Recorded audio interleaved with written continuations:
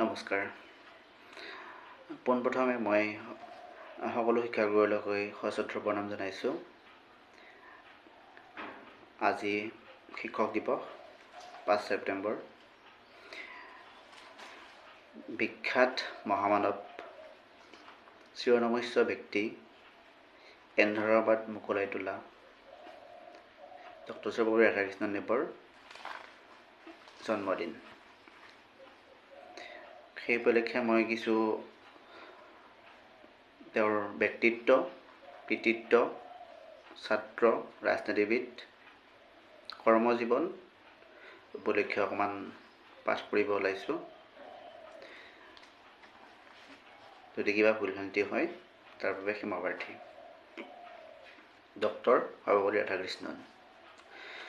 Doctor Sarvepalli Radhakrishnan দেৱ আছিল ভাৰতৰ এগৰাকী প্ৰখ্যাত দাৰ্শনিক, ৰাজনীতিবিদ, যি স্বাধীন ভাৰতৰ প্ৰথম উপৰাষ্ট্ৰপতি আৰু দ্বিতীয় ৰাষ্ট্ৰপতি হিচাপে কাৰ্যনিৰ্বাহ কৰিছিল।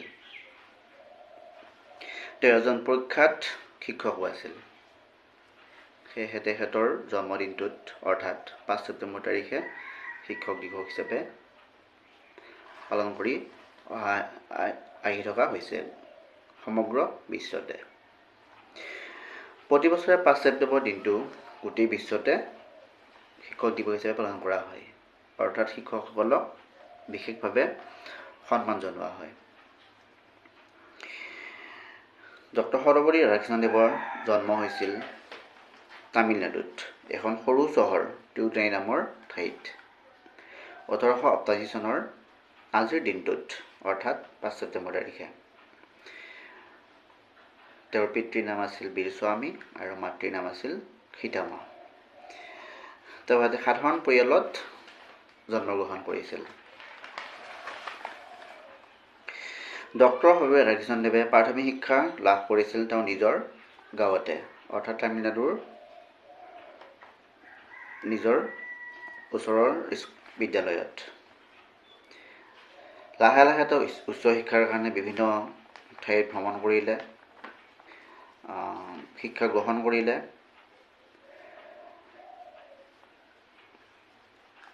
শিক্ষা গ্ৰহণ কৰাৰ পিছত তেওঁ চাকৰি সূত্ৰে বা চাকৰি জীৱন আৰম্ভ কৰিলে শিক্ষক হিচাপে। সাধাৰণতে সৰ্বপল্লী ৰাধাকৃষ্ণন আছিল এজন কৃতি শিক্ষক, গতিকে তেওঁৰ মৰ্যাদা অসীম। মাদ্ৰাজ প্ৰেচিডেন্সি কলেজৰ পৰা দৰ্শন বিভাগত শিক্ষক হিচাপে চাকৰি আৰম্ভ কৰে। তাৰপিছত মহীশূৰ বিশ্ববিদ্যালয়ত কিছুদিন শিক্ষকতা কৰিছিল।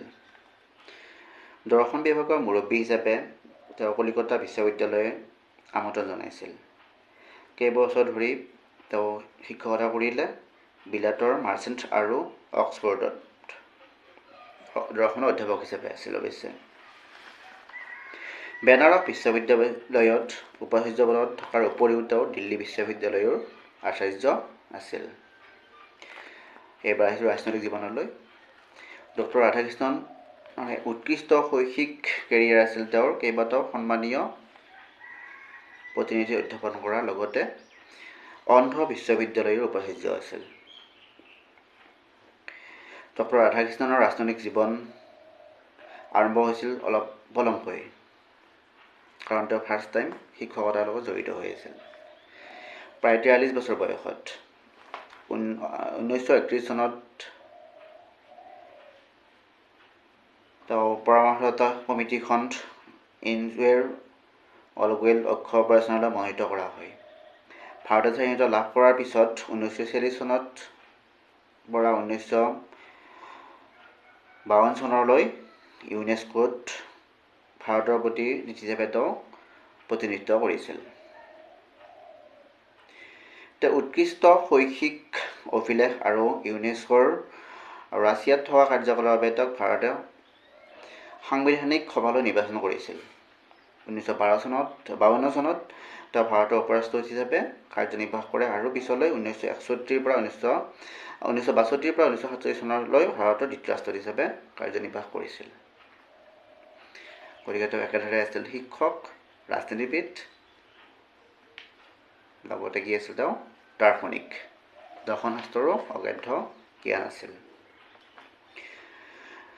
তেওঁ মেধাৱী ব্যক্তি হিচাপে মেধাৱী পুৰুষ হিচাপে আত্মজীৱনী শিক্ষাৰ লগত জড়িত আছিল আৰু তেওঁ দেশে বিদেশে কেইবাখনো বিশ্ববিদ্যালয়ৰ সন্মানজনক পদত নিযুক্তি হৈছিল। 1950 চন খ্ৰীষ্টাব্দত তেওঁক ছোভিয়েট ৰাছিয়াত ভাৰতৰ ৰাষ্ট্ৰপতি হিচাপে নিযুক্তি দিয়া হৈছিল আৰু 1952 চনৰ ভাৰতৰ প্ৰথমগৰাকী উপৰাষ্ট্ৰপতি হিচাপে অধিষ্ঠিত হোৱাৰ পিছত 1962 খ্ৰীষ্টাব্দত তেওঁ ৰাজেন্দ্ৰ প্ৰসাদৰ পিছতে ভাৰতৰ দ্বিতীয়গৰাকী ৰাষ্ট্ৰপতি হিচাপে নিযুক্তি পাইছিল। তেওঁ আছিল অসাধাৰণ ব্যক্তিত্বৰ অধিকাৰী আৰু তেখেতক ভাৰত চৰকাৰে ভাৰতৰ সৰ্বোচ্চ সন্মান ভাৰত ৰত্ন হিচাপে সন্মানিত কৰিছিল। ডক্টৰ ৰাধাকৃষ্ণন কথা কৈ সামৰিব নোৱাৰি, এনে এজন মহান ব্যক্তি। তেওঁ দৰ্শন আৰু ধৰ্ম সংস্কৃতি সম্পৰ্কেও যথেষ্ট পুথি লিখি উলিয়াইছিল। ভাৰতীয় দৰ্শন, ৰবীন্দ্ৰ দৰ্শন তেওঁৰ অমূল্য গ্ৰন্থ আছিল। ডক্টৰ সৰ্বপল্লী ৰাধাকৃষ্ণন ৰাজনৈতিক বিদ্যাতকৈ দাৰ্শনিক আৰু শৈক্ষিক পণ্ডিতো আছিল। সেই মহান মনীষীজনৰ 1972 চনৰ 17 এপ্ৰিল তাৰিখে মাদ্ৰাজত পৰলোকপ্ৰাপ্তি হয়। ধন্যবাদ। শেষত সকলো শিক্ষকলৈ মোৰ সশ্ৰদ্ধ প্ৰণাম জনাইছোঁ। ধন্যবাদ।